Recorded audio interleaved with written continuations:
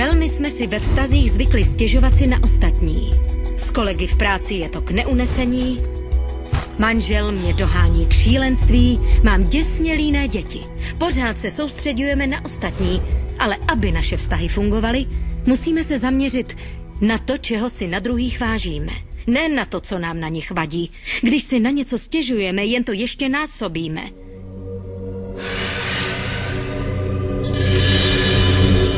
I když zažíváte ve vztahu opravdu těžké období, nic nefunguje, nevycházíte spolu, někdo vás provokuje... Uklidni se!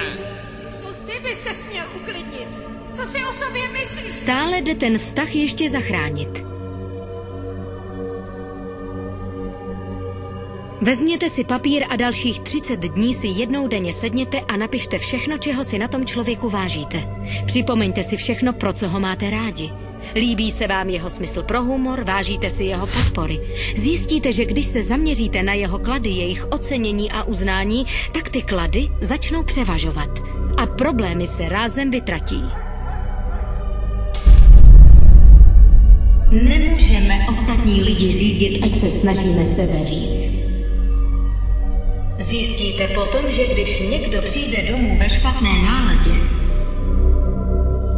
a vy máte náladu dobrou, budete v tu chvíli prostě někde jinde. Jsme sami strůjci svého štěstí přesně podle zákona přitažlivosti.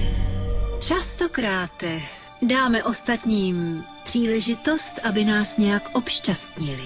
A mnohokrát se jim to nepovede tak, jak bychom chtěli. Proč?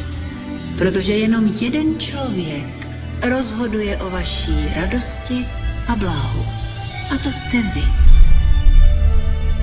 A tak ani rodiče, ani děti, ani partner, ani všichni vaši nejbližší nemají dost síly na to, aby vás udělali šťastnými.